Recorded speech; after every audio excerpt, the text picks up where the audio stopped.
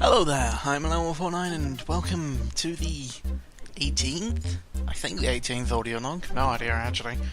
Yeah, no, last one was 17th. Yeah, no, this is the 18th. Cool.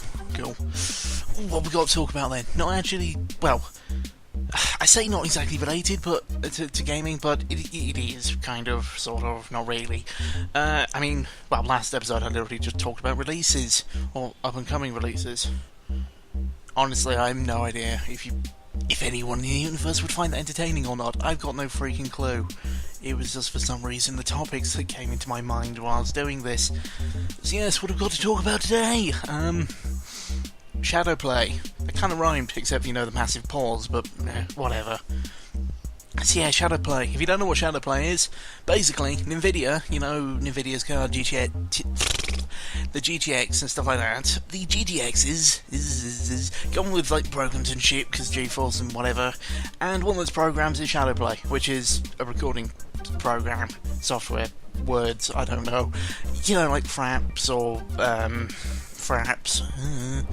But so yeah, I've been trying to use that. Admittedly, trying to use that like last week, but sure, talk about it at the end of this week. That makes sense. That was interesting. You see, with all the other recording softwares, like Fraps and Action and OBS, I think, my pop filter just came off. Literally flew off. I wish I was kidding. But yeah, with other recording softwares like Fraps and Action and OBS, every time I've tried to use them, they've come with a quite massive performance hit. Like a hilariously large amount of performance loss. But with Shadowplay, that just isn't there. I'm losing like maybe 1 frame or something. It is exceedingly minor. But that may sound like holy shit, Shadowplay is my saviour, I can actually do things now. No, as it turns out, the Shadowplay beta is very much a beta, and, I did try to start 2 Let's Plays of both Dark Souls 1 and, Enslaved Odyssey to the West, that's the name of the game, yes. And, those went well now, didn't they? They recorded, with Enslaved Odyssey to the West, the, gameplay was recorded perfectly fine. No performance hits, everything was grand. When I came to actually watch the footage back, there was no sound in the footage. Now, I actually record myself, the microphone or whatever, in Audacity, because for whatever reason, no programs like picking up my Minecraft? What? My microphone above the sound of a flipping mouse. Okay? Yeah, it's exactly like that. You cannot hear a thing. So, yeah, I record that in Audacity, but all of the sounds, no, none. It was silent. And then we come on to Dark Souls. That recorded the audio of the game perfectly fine, except it came with some massive video errors all over the place. I have no idea what was going on. It was terrifying. While recording it, worked perfectly fine. Watching back the footage, holy shit, it is like someone shoved their dick into the footage. It is insane. Everything was everywhere else, and there was physically nowhere I could fix it. So yeah, that was a pain. It's like, I just spent 6 hours doing fuck all. Yay. Oh well. So yeah, Shadowplay, well, it's been able to record things like Dungeon Defenders, the background footage for the last episode, perfectly fine. It did that perfectly fine. I'm basically sure my PC didn't get frame rate loss in Dungeon Defenders. That's a terrifying thought. When there's too many particles on screen, though admittedly I have been trying to do a particular thing in Dungeon Defenders where it ends up... Again, why do I even bother? My tongue is apparently just unable to form words half the time. The hell was I on about? Oh yeah, frame rate loss in Dungeon Defenders when I was recording it. That was only when there was a fuck ton of particle effects. So, yeah. Not particularly interesting to anybody but me, but oh well. Next on the list, the internet. Well, on my notes, I've literally just written down as the internet is hard because, you know, typing out an entire title, way too difficult. This more comes from a little, like, different thing. Like, I mean, I did start this YouTube channel in, you know, the obvious hopes of maybe one day I'll get popular and be the next PewDiePie or whatever.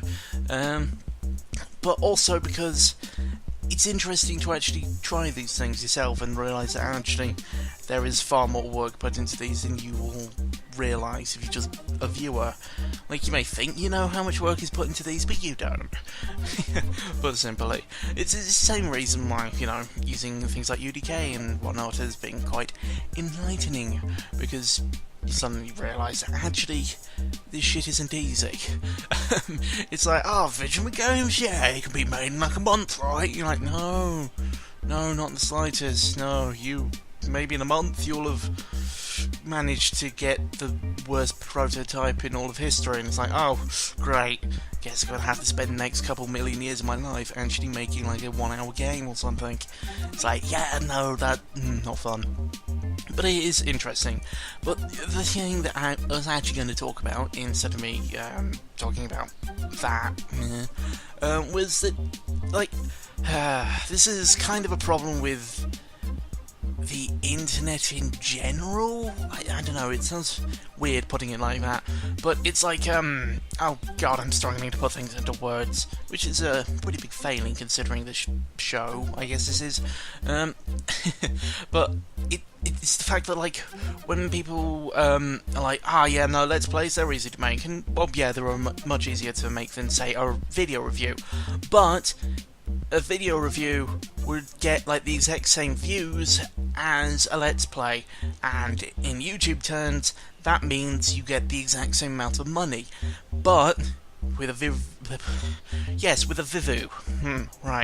a review, a video review, you have to actually, you know, script things, get proper fitting footage, and, you know, actually record the audio, make sure it's all good, and make sure everything works together and, you know, nice, maybe put in some good background music or whatever. With the Let's Play, you do kind of have to do that, though it's a lot more simpler. Obviously, you don't script a Let's Play unless you're insane. So yeah, it's a lot simpler to do a Let's Play, but you get the exact same amount of money for either of them, because, you know, they would get the exact same amount of views. But a Let's Play is, you can just make one, like, every day, possibly 2 a day. And with a review, it's like, if you're working to an insane degree, maybe like 2 a week, maybe, but mostly like 1 a week, so, you know, the difference there is insane. So people are like, oh, why don't you do more reviews? And it's like, dude, do you understand the amount of work that goes into these?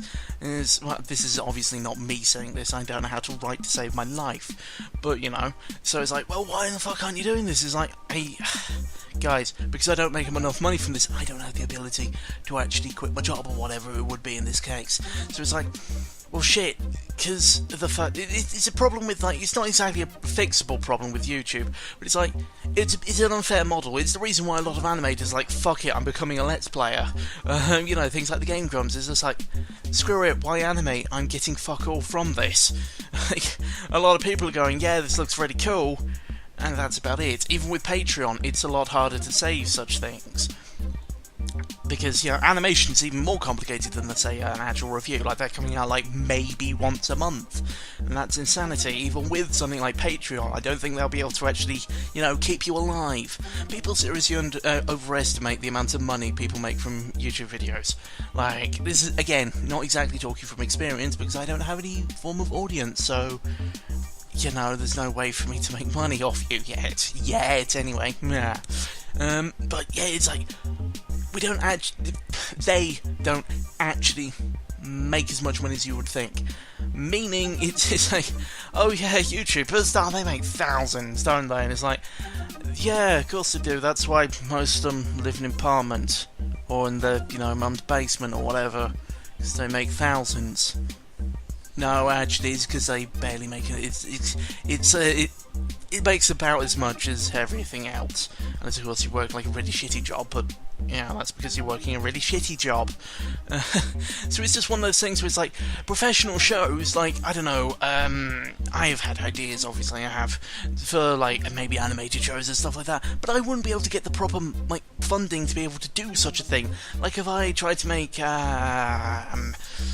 Avatar The Last Airbender, or something like that, except instead of putting it on TV, I put it on, like, my YouTube channel, or something like that, because I'm apparently the only person, like, somehow I was able to produce Avatar The Last Airbender myself, somehow, and put it on my YouTube, I would get nowhere near the amount of money needed for something like that. That was a weekly show, and like I said, animation for like maybe like one dude animating for like a 3-minute animation takes maybe a month. And it's like, holy shit, no, that's something you can't support on YouTube because it's physically impossible. You just don't get the amount of money. So when it's like, why does this got a fuck ton of ads in front of the video? And it's like, yeah, actually, it's because, quit your bitching, it's because they need the flipping money to live.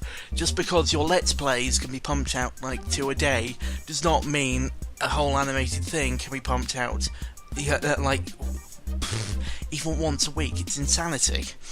But there's my bitching about things that aren't actually relevant to me, but I'm still making it sound like it's relevant to me for some reason. I have no idea why I did any of that. Oh god, should we talk about video games instead of bitching about technical stuff? No? Oh, okay. But actually, fun things. Lots of fun things. Actually, not many fun things. Like, fuck all happened recently.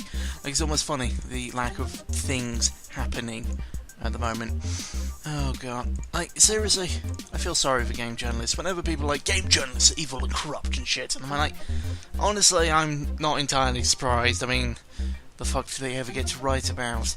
Like, the things they only get to write about right now are maybe like a new release of an indie game. It's like, oh, goody, I get to try and turn, like, oh, look, Sockman, the video game, made by this one dude, came out.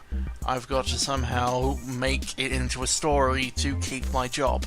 That sounds flipping terrible.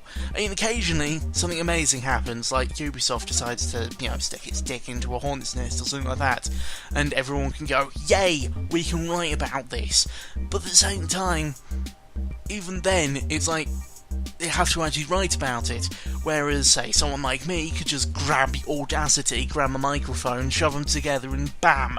I have made a video on the topic faster than you could have written anything. It's like, this shit's a bit unfair, isn't it? But oh well.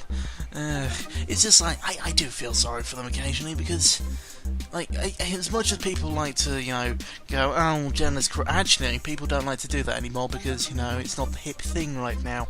It's not the thing to hate right now. Oh god, the internet's terrible. And also a flipping amnesiac, but oh well. I mean, god, repeating the exact same flipping debate every, like, maybe month to week or whatever. Oh no, Phil Fish is killing the industry. What did he affect? Fuck all. Oh no, Elise Sarkeesian is fucking the industry. What did she affect? Nothing. Oh no, this is killing the industry. What did it affect? Nothing. Seriously, that's how every single one goes, and for some reason I'm the only one who sees the pattern, or the only one who ever seems to give a shit enough about the fact that that's the pattern that people are perfectly fine following. Oh god. Now then, I don't actually have anything more to talk about, I know, and because the last couple of episodes are actually around about 15 minutes long, I feel the need to keep on talking. So let's talk about Dungeon Defenders, and also, Payday 2, because they're kind of similar in my book, at least in the way I play them. Like, it's one of those games where it's like, there's grind there, yet somehow I don't mind the grind in those games. I don't get it. Like, with something like a JRPG, I hate the grind. I think I've made that, obvious at this point. But with things like Dungeon Defenders and Payday 2, I don't get it. But there is it was kind of funny, after something like 50, 20, something around that, hours into Payday 2, there was this voice in the back of my head going, stop. Just stop, okay? I know this is just the exact same thing you went through with Dungeon Defenders. You're going to hit the level cap, but just before you actually hit the level cap, they're going to raise it again, and then you just can keep on playing and buying all the DLC.